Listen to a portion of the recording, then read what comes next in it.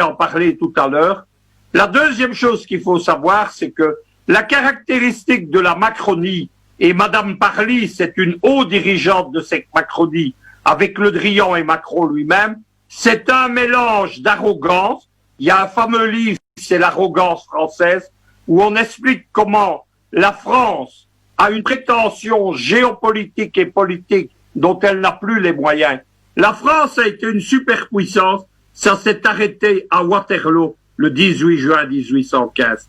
La France ensuite a été une grande puissance, ça s'est arrêté en mai 1940 lorsque l'armée française a détalé devant la Wehrmacht allemande. Et aujourd'hui, la France joue à la grande puissance, elle est une puissance secondaire. Madame Parly, en plus de l'arrogance, elle a fait preuve d'hypocrisie et de mensonge. La première chose, elle dit qu'elle ne soutient pas des militaires qui font des coups d'État. C'est normal, c'est la France elle-même qui organise les coups d'État. Rappelons quand même que le Mali, c'est le coup d'État du général Traoré qui a renversé Modibo Keïta et que les Français d'ailleurs ont sorti de la naphtaline politique pour essayer de torpiller les militaires aujourd'hui. Média mensonge, Madame Parly a au moins menti sur trois choses. La première chose, l'histoire que les militaires voulaient une transition de 3 ans, c'est un média mensonge, une fake news.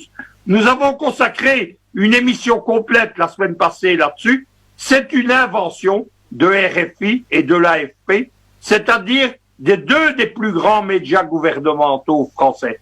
La durée de la transition n'a pas été définie. Elle fait partie de ce que les militaires entendent discuter avec les partis politiques et la société civile. Madame Parly, elle parle de la guerre au terrorisme. Elle oublie que ce terrorisme, avant que la France de Sarkozy n'aille détruire la Jamaïria libyenne, il était contenu dans des groupuscules qui étaient au milieu du Sahara. La crise malienne, elle a été faite par les généraux français de l'OTAN et les généraux américains de l'AFRICOM. Ça fait maintenant 9 ans que les Français sont au Mali. C'est une catastrophe.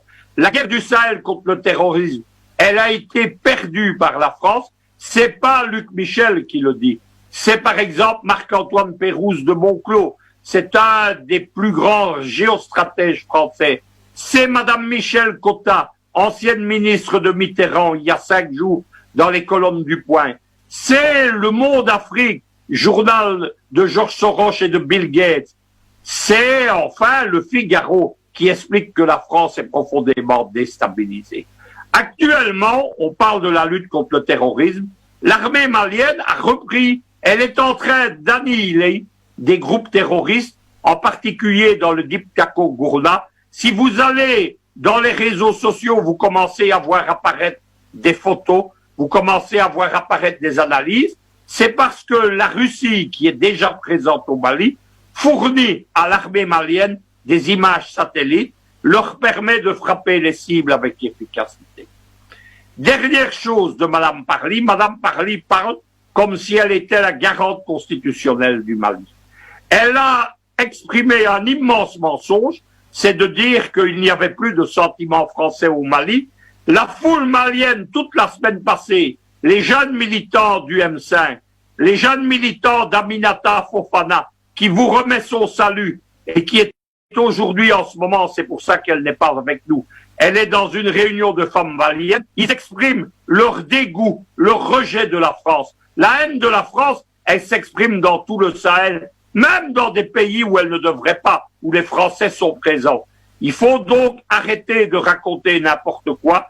Macron, c'est une politique de théâtralité. Dernière hypocrisie de Madame Parly. Madame Parly, elle a l'air de parler de démocratie, de respect des élections et des constitutions.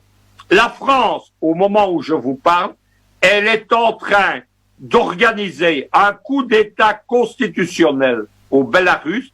Elle est en train d'essayer par une révolution de couleur de renverser un président élu. Et elle entend un deuxième. Macron, en ce moment, vient d'atterrir à Beyrouth.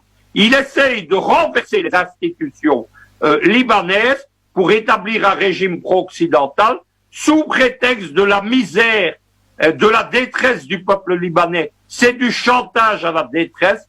en raison de ce qui est arrivé, l'explosion qui a détruit en grande partie Beyrouth. C'est cela la France. Il faut arrêter de voir la politique africaine dans les désidératas de gens comme Macron, comme Parly, comme Le Drian. S'ils ont démontré largement qu'ils étaient nuisibles, ils ne sont pas en Afrique pour aider les Africains, ils sont en Afrique pour leurs intérêts particuliers. Michel, on vous retrouve.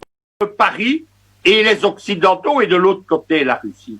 Ce qui est en jeu ici, c'est l'arrivée de la Russie en Afrique et les ambitions géopolitiques de la Russie en Centrafrique, au Mali, etc.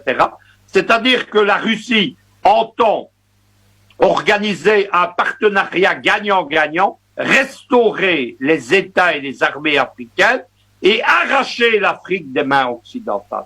C'est ça la confrontation géopolitique qui est en route.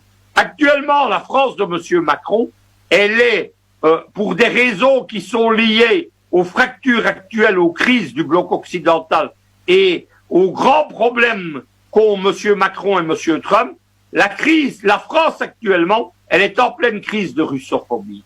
Je vous expliquais, elle est en action au Bélarus. Le Bélarus, c'est le glacis militaire, l'allié militaire de la Russie de Poutine. La France est en action pour arracher le Bélarus des mains de la Russie. La Russie, elle est en action en Russie même. C'est l'affaire Navalny, cet opposant bidon qui, soi-disant, aurait été empoisonné. On voit pas l'intérêt de Poutine, évidemment, là-dedans. Et la France est là-dedans. Au Liban, la France est là contre les alliés de la Russie, ce qu'on appelle l'axe de la résistance, l'Iran et la Syrie. Et vous devez savoir qu'il y a un jeu d'influence qui est quotidien entre la France et l'ambassadeur de Russie au Liban qui représente M. Poutine. C'est ce qui est en train de se passer. Il y a 3 batailles. Il y a le Mali en plus. Le Mali dans lequel, évidemment, les Français ne veulent pas voir les Russes s'installer. Et il y a encore un autre triade. C'est la situation préélectorale en Centrafrique. Il y a quelques mois, Jeune Afrique expliquait que le programme de la France en Centrafrique, c'était tout sauf Touadéra. Il va y avoir des élections présidentielles. Le président Touadéra, il n'a pas encore annoncé, mais sans doute va-t-il se représenter pour continuer son œuvre de restauration nationale. Eh bien, la France est en train de démultiplier le sabotage des accords de pacification et réintroduit dans le jeu politique centrafricain d'anciens présidents qui annoncent leur candidature de façon à nuire à Touadéra. Il y avait déjà M. Bozizé. M. Bozizé, c'était la marionnette de Paris. Il y a maintenant Mme Samba Panza, celle qui a raté la transition au Mali, qui a raté la pacification et le désarmement, qui a précipité la destruction de l'État malien. Elle a annoncé qu'elle serait candidate. Il y en a d'autres, évidemment. Il y a des chefs autonomistes. Il y a Karim Mekassoua, qui est la grande ombre de Paris sur la Centrafrique. Donc, que nous regardions la Biélorussie, la Russie, le Liban, le Mali, la Centrafrique, ça fait déjà 5 fronts de la confrontation de Paris contre Moscou. C'est ça le véritable challenge géopolitique qui se passe actuellement, pas seulement en Afrique d'ailleurs, mais en Europe centrale, en Méditerranée et en Afrique noire.